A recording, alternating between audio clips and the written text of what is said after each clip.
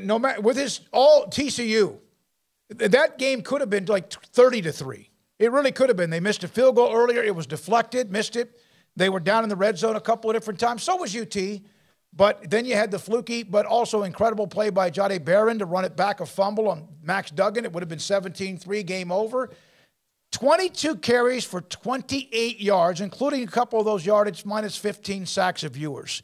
How in the hell does Bijan Robinson and Roschon Johnson, both guys are really good, end up with 17 carries for 43 yards in a game that was very much still up for grabs early in the fourth quarter? How in the world do you throw the ball 39 times? I know that means you can't move the ball, running the ball. It's obvious with my stats. I think you have to keep pounding those guys some way. And there was a wheel route that they missed with Bijan, but golly, that's crazy. I do think that offensive coaches sometimes they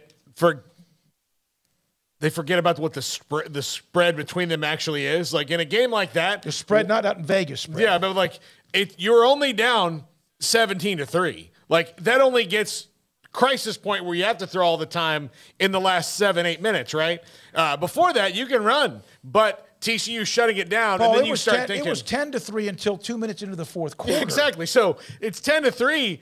Keep feeding the thing, but I do think that once you say run 5 run plays in a row and it doesn't work, you're like, I can't, Yeah. Okay. Well, Craig, you finish it out, and then we take a break. What did you say it was going in the fourth quarter? It was 10-3. So I don't care about all this. If TCU had done, I know you bring that up because there's some fans like, well, it should have been different if only this would. Well, yeah, everything would have been different for Baylor on Saturday night if Blake Shapen doesn't throw an interception. But that's why these games turn out to be closer than you expect, is because things don't go perfectly for you. So yeah, maybe TCU could have won by more at some point, but that's not how games go. That's plays happen, and you're in a dogfight suddenly in Austin. But besides that, I don't know. I mean, I would have to listen to what Sark had to say. Does he have press conference on Mondays? Yeah, he does. Okay, yeah. I know Venables does like Tuesdays, and others do other days. But I'll have to go listen to Sark and see if he said anything about that. I didn't get to do that before the show.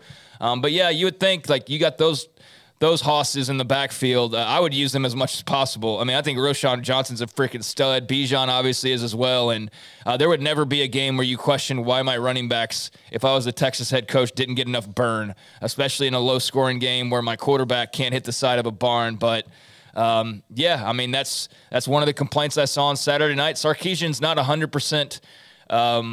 He doesn't have a 100% acceptance rate. I think most UT fans like him, but I definitely think a lot of them also see the flaws in him as a coach right now. And, there's an area where you can point to and say, well, why didn't or what if and what not from Saturday night. Cedric Golden earlier on the Sarkisian presser. Sarkisian on the passing game and Ewers. In the end, it's about precision, that timing. Asked if Quinn is looking for Xavier Worthy too much. He said Ewers is going where the play is called. Asked about Quinn Ewers' footwork and mechanics. He's doing a nice job. And there is a tug of war, just like there is right now with Baylor, just like there was in 2020, like there was at the end of last year when Bohannon went down and Shapen took over. It's that pendulum of emotion of who's going to help you right now. It happens to a lot of different teams. Like think what Tech's going through right now and what Kansas State fans are going through right now.